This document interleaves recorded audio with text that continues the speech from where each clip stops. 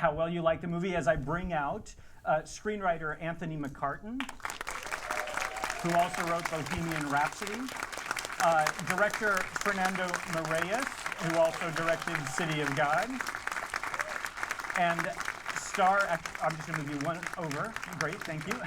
That's right. And Pope Ferdinand, Jonathan Pryce, who also played Don Quixote this year.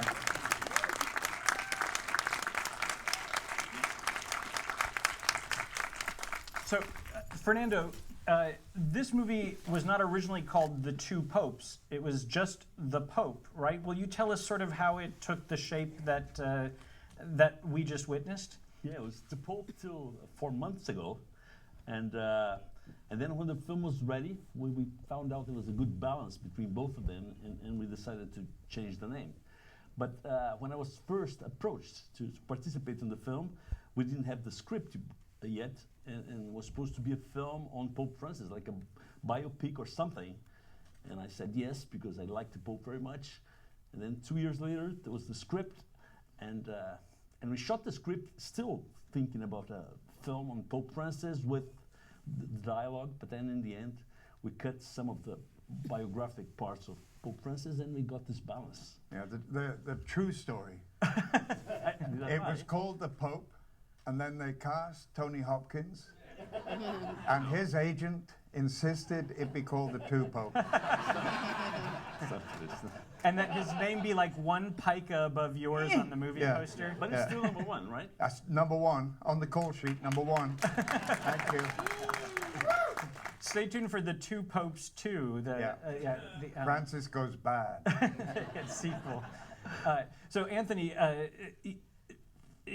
Fernando was already attached then via Netflix, was just this idea of then he approached you, I guess, about sort of feeling out how, what the angle or what the story would be for a film about. No, it's actually like two rivers meeting. I had written a stage play called The Pope, which was a dialogue between Pope Francis and Pope Benedict, and I called it The Pope because both men were the Pope. And I brought it to my agents in Hollywood, and the producer Dan Lin and I share a lawyer, and he said, hey, this guy wants to make a movie about Pope Francis. You've written a play about Francis and Benedict. Let's have a conversation. So I met with Dan. Dan told me that he'd been in conversation with Fernando, so we decided to see if we could all come together on adapting the play into this movie, and Fernando read the play, and I went and pitched it to Netflix and walked in there and told them the story, and they said two irresistible things: yes, and whatever it costs. At which point, because they were very young, 3 young women in the room, I remember thinking, do your parents know that you're doing this? But no, they were true to their word, and they gave us a great budget, and Fernando went and made this terrific movie with Jonathan and Anthony Hopkins. So, Fernando, as you're thinking about this in your head, who will this is an iconic figure known around the world, one of, if not the, kind of most famous figures alive, but obviously for reasons of a different kind of celebrity or a recognition from, say, Madonna or Trump or something like that, you have to find the right person to embody this, and you have, I guess, international actors at your disposal. Like, at what point, did you land on the idea that it would be Jonathan for the? Of course, the first things that they look alike. You don't think so, but you do. And at that point, when I was casting, Jonathan was on High Sparrow, Game of Thrones. So there was a lot of picture of both of them together, and I said, at least I have to ask Jonathan, and so I watched some of Jonathan's work, and he was my first choice, and we offered him the part, and he said yes. It was really, actually, I was very lucky because both actors they were my first choices, and both of them liked the script, which is we understand why, and I was able to get them. this is obviously a massive, role to play too. And if you don't perceive yourself as being his doppelganger, that's intimidating too. I see more Brad Pitt when I look in the mirror. But that's just me. Yeah, go on, sorry. No, but so how do you psych yourself into this? Oh, it was role? very easy to psych myself into it because the moment he was made Pope, I felt an immediate empathy with him and sympathized with everything he was trying to say. I'm not Catholic, I'm not religious, but I felt he was speaking to me and millions like me as a socialist, and that he was talking about things that were interesting to all of us, really, the environment, the economy, what we could do about the economy, the inequality in society, talking about the refugee crisis, which is still a crisis. So, as I say, I felt enormous sympathy towards him. I liked him and I respected him. And I saw him as a world leader rather than a religious leader. Like myself. Yeah, and I know Fernando feels the same. And also I wouldn't have, I was nervous at first about doing it because he means so much to so many people. But once I'd read the script and realized it wasn't going to be a hagiography, it was a debate between two men about these issues concerning faith and concerning politics. And also knowing that Fernando was going to direct it, and I've been a fan of his from City of God, which is one of my top 10 films ever. Number 2 being Brazil, of course. But all those, but all those elements made me confident about doing it. Yeah, and it was ironic that Fernando had looked at photographs of High Sparrow and Pope Francis together, because when I took the role of High Sparrow, I saw him as he was a leader of a cult, but also a political movement. He was coming into that society to make changes. He was feeding the poor. He was washing their feet. He was talking about we're the many, you are the few. And I was making comparisons to the press between Pope Francis and High Sparrow.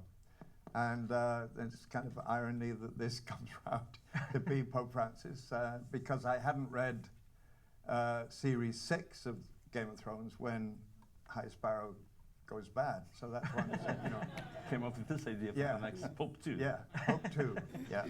2 popes, Pope 2. Yeah.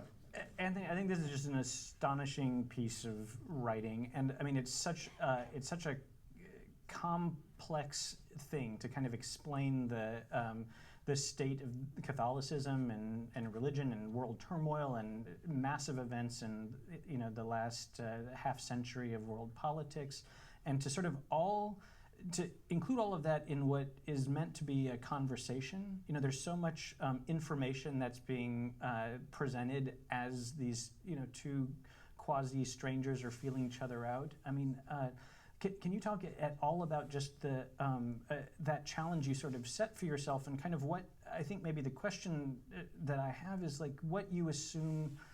It's almost like you have to assume that you have an intelligent audience who knows nothing about what you're saying. So you're talking at a very high level while explaining everything. It's an incredible thing.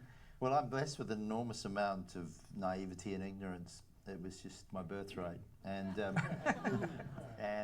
so I don't feel I know much about anything whenever I embark on these projects. So I'm as starting from page 1 as anyone else.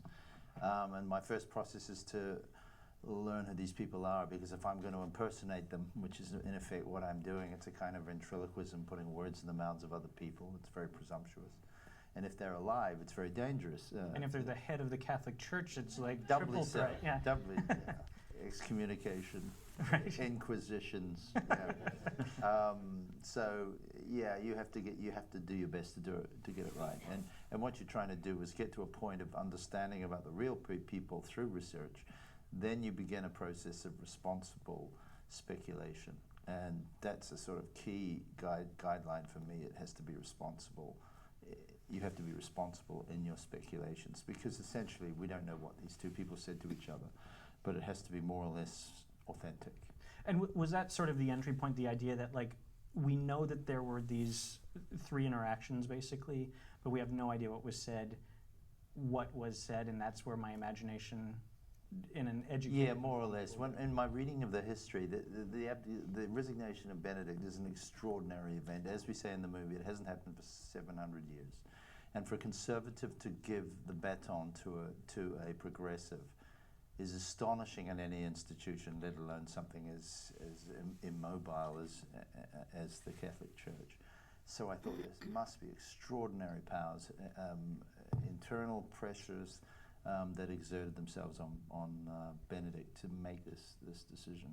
And when I read about the whole dynamics of the handover and where it coincided with the whole blowing up of the paedophile scandal and so forth, I started to realize that there was a nobility in Benedict's resignation that I didn't initially perceive.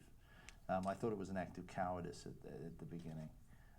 But I began to see that he must have reached a point where he realized, and these are the lines in the movie, that there is a need for Bergoglio, and he finally sees that. And so it's as if Trump were to wake up tomorrow morning and say to Elizabeth Warren, you know what? Over to you, girl. You know, it's that extraordinary, and so that's what sort of compelled me. I noticed that, you know, a kind of difference, Jonathan, in your performance from Anthony's, in that, I mean, you're doing this multilingual thing, and you're doing something with an accent throughout the whole film, and Anthony's kind of doing Anthony Hopkins' voice. You know, it's like, and they're both incredible performances from incredible actors, but it's interesting to me that that doesn't, it's only in studying that I picked up on it. You know, it's like, I think they go together, but you kind of both came at it with almost a different philosophy to how to interpret your character.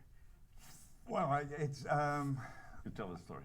Is that correct? I don't know if I'm analyzing it. Well, it didn't make any difference to me whether Tony used the German accent or not, but when we were initially in London, and we were reading the script together, and we met with the producers and Fernando, and we were talking, and we were asked 2 questions. One was, was either of us religious, and I said no, but I fully expect to be by the end of this film. And the other was, were you going to be using a Spanish accent? And I said yes, of course. And Tony said he'd be using a German accent, but not too much, you know, not too much, just because you can overdo these things. So just enough. So that was it. So we cut to a few months later, and we filming the first scene together in the helicopter. And we take off, we've got the headphones on, the noise of the helicopter, and we do the scene, and we land. And Fernando says, Tony, can I ask you, I'm Brazilian, and I can't really hear European accents, but you are doing a German accent, aren't you? Oh yes, but not too much, you know, not too much. I was sitting there thinking, you're not doing one at all. I asked him hundreds of times, and he fooled me. He lied. All this time, oh yes, I'm doing it. I believed. But Tony has a way of speaking anyway, which is, it's unlike mine. I'm North Wales, he's South Wales, and he has a kind of staccato delivery anyway. And I think if he'd I think it would have been intolerable for both of us to be doing accents. The Welsh popes. Well, and it also sort of The Welsh popes. It We could have done it with the Welsh accents. That would have been great. It begs the question of like, how were they communicating? Were they communicating in English for these meetings, or did they have interpreters? No, they would speak Italian for sure. Yeah. So in a way that's it emphasizes, if they both have these accents, it emphasizes this kind of. But I think to be Tony is a consummate actor, and I had the most wonderful time working with him. And to be fair, I'm making a joke about it, but there is a kind of delivery that he has, which is it's more Germanic than Latin, and I think that's the difference between us. But I almost see it as extending to your physical performances. I mean, like, if you don't immediately are not the twin of the Pope, you become him in your body language and your humility and your kind of presence. Yeah. And I mean, he's kind of being the Anthony Hopkins that we love, esteemed. Well, I think that's it's coincidence. It's the actor meeting the character. Yeah. And he has this simplicity in movement. He played much older than he looks. I mean, he has a stoop, and Tony doesn't have a stoop. He walks perfectly well. I unfortunately have a condition which makes me walk with a limp, and so does Francis. So I'm not walking like Francis. He's walking like me. No, I watched. If you want to, how the man behaves, how he moves, and his body language is the man. He's humble. Yeah. And I watched lots of video of him to get actually how he walked, the pace at which he speaks. It's quite slow, just determined.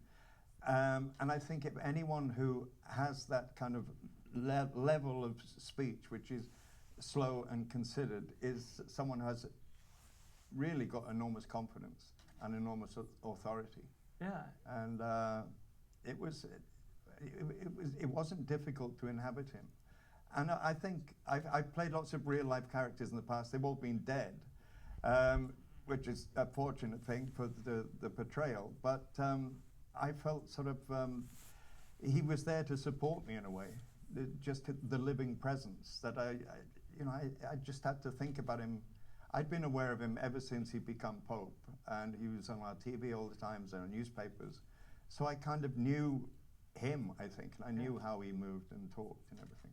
I mean, I think part of it too is, there's so much dialogue, and the dialogue is so rich, but it's not all about the dialogue. It's also about, the silences, it's about the pauses, it's about absorbing things, and it's about understanding that these are incredibly thoughtful, reflective, private, people, and that comes across, I think, as they navigate one another's intellect, and especially in that scene, kind of in the residence, which is another part of the performance. That's just kind of something as simple as sometimes it's comedic, like the pizza scene. Kind of like how each of you is approaching the meal differently, praying differently. Your manners are different there. Yeah. But those silences are important. I'm going to quote David Byrne now, because I've just been to see his show twice, the American Utopia, which is, if you haven't seen it, you've got a little while. It is the most brilliant show, and it supports everything that the two popes is trying to say. But he talks about the silence. The silences between people are as important as what we say, and they tell the story of a relationship. And it was funny, when we're cutting the trailer, we wanted to you need that 2 seconds to show both actors, so we had Anthony Hopkins shouting silence, and we used that, and we're looking for moments to use from Jonathan, and it's very difficult because it's just his presence. For a trailer, you need a gesture or something, or acting or dancing, like Joker, who's brilliant and all that, but there isn't. He's just being the Pope. When you watch the film, it's perfect, but to cut the trailer, because of the silence, your silence is so into it. But in a trailer, silence doesn't work much. So no, that's true. That's how he explained to me not being very much in the trailer. You are a lot. No, but you know what I mean. It's just it's something he was like dressing the Pope. Yeah. But he didn't need to do much. He was the presence. There's an entire sequence of the film where your silence partly is a way of asking the question of, will you accept my retirement? It's also being politely deferential as you indulge this Pope in playing the piano and listening, and he's playing another piece, and it's like you can almost imagine being stuck with an uncle who's you don't really really want to be there. Watching, all I've got in the room is Tony, and I can project Benedict onto him, but it's kind of pointless in a way. I'm watching Tony being mesmerizing and interesting, and I wanted to watch him, and everything I was seeing him do for the first time, which is what Bergoglio was seeing for the first time. So this was, when he starts playing the piano, I knew something of him playing the piano because I'd heard his music. But you know, it wasn't a difficult thing to do. I didn't have to act listening. Yeah. And that's the strength of Tony's performance as well. And he did something which was very surprising for Fernando especially, that the scene of the music was written, it's in the script. And Tony, in one of his many missives to Fernando, said that I don't think Mozart's writing this piece. I think we should have a piece of Smetana. And so everyone agreed that because this was a very dark period in this man's life. So we shoot the scene, he plays the Smetana. We just heard him playing on the day. He never showed us. No. He said, on the day what happened. Yeah. It was all improvised, and he's playing himself. Yeah. And then they went to get the rights for this piece of Smetana, and they couldn't find it anywhere. And Tony had actually composed it. Yeah. And passed it off as Smetana. Yeah, he asked for a piano in his room in Rome. So a week before, he composed and lied to us. It was no, yes, It's a recurrent theme, isn't it? And now here we'll be collecting double royalties. It's on all this about the film. royalties. The Anthony, you know, I'm so curious where the kind of speculation meets fact. I mean, there are details in here that I want to believe you like read in an interview about, you know, his favorite show being this Austrian cop dog thing, but I don't know if those are jokes or if they're real or like. No, they're real. Where does No, they're real. I mean, the reason I do my own research is I don't trust anyone to pick up the diamonds. Yeah. Because actually, I'm just starting work with a researcher at the moment, and I gave her a test. I said, I'm doing a movie about this character. Read this page and tell me there's 3 little diamonds in this that would be great in a movie, and read it and tell me if they missed 2 of them and got 1. And it's proof of well, that's kind of why I do my own research, because you find little things and you go, that's just gold, you know, like the Fanta, which I heard about through someone who knew Benedict and went to dinner with him, and he had Fanta, and I thought there's something very childlike about Benedict, and Fanta spoke to that, and the fact that he gets this great intellectual, gets his most reliable relief from a German Alsatian TV show. I just thought it's utterly delightful as well. And you know, the Fitbit watch, well, that's invented because Apple gave me a Fitbit watch. You'd patronize me on a half-hourly basis by saying, keep going, keep walking.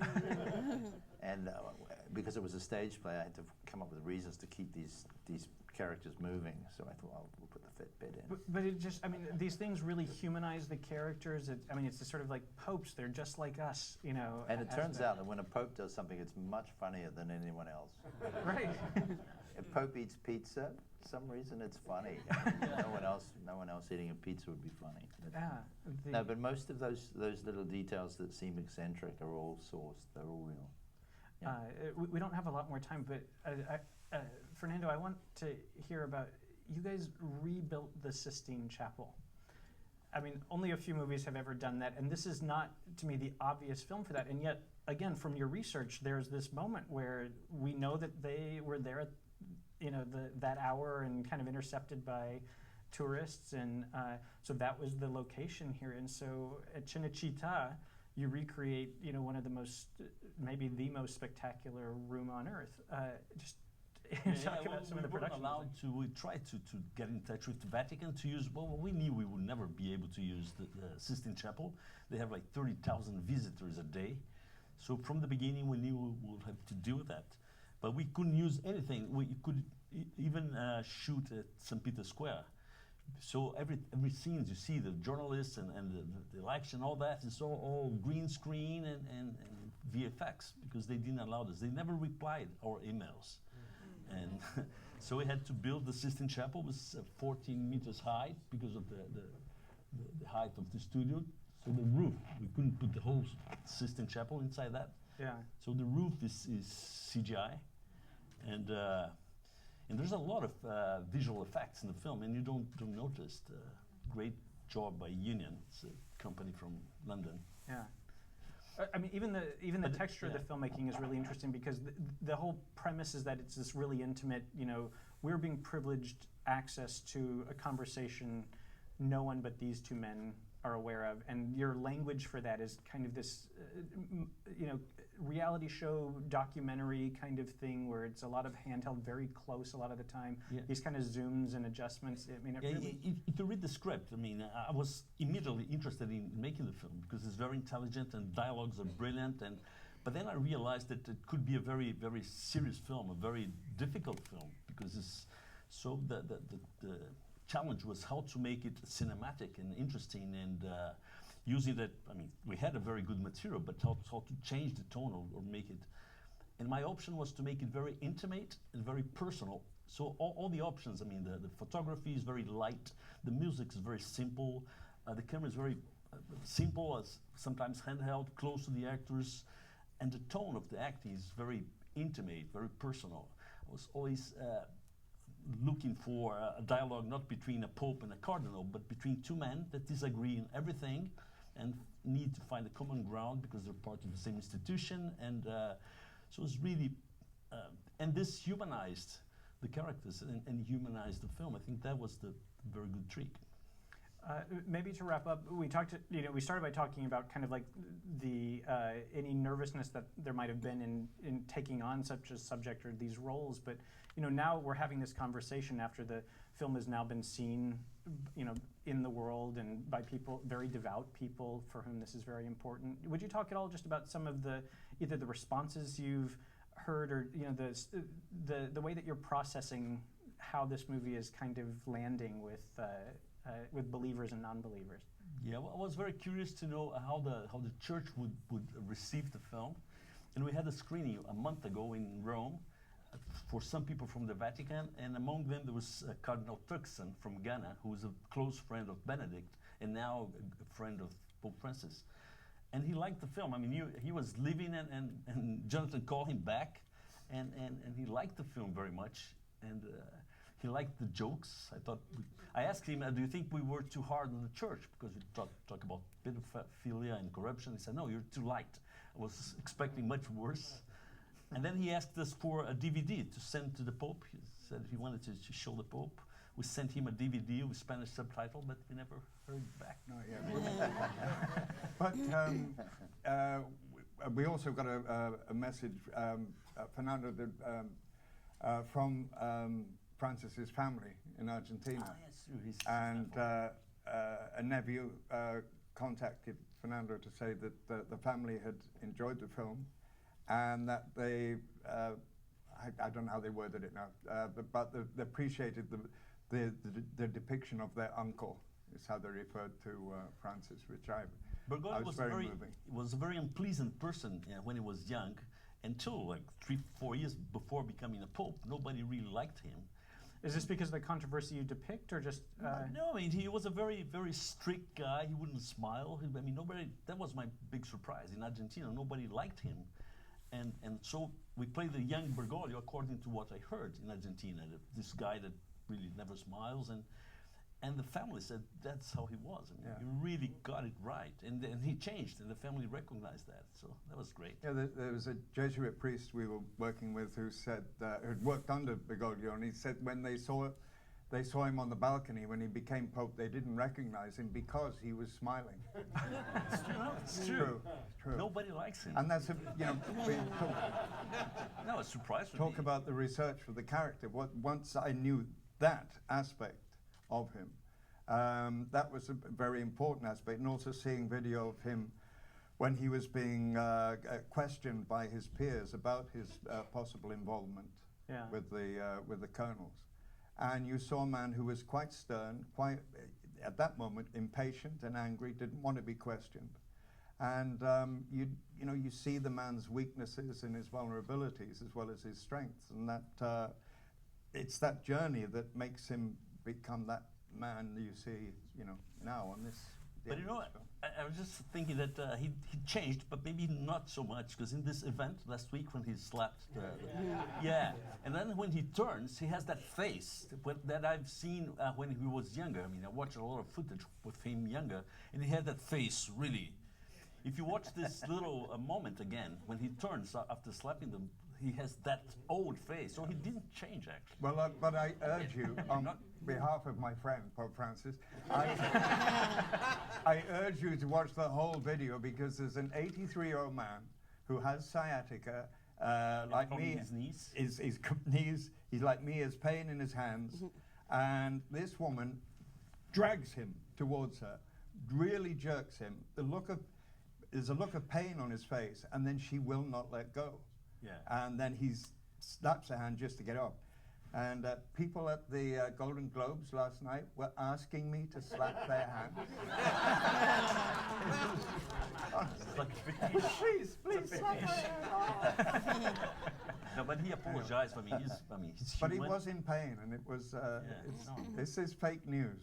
It's human. I have Yeah, to say, yeah. this movie is such an incredible piece of writing, of acting, of directing. I mean, it's really a pleasure, and thank you for Thank you, giving us a Peter. few windows into how it came together. Thank you all for coming.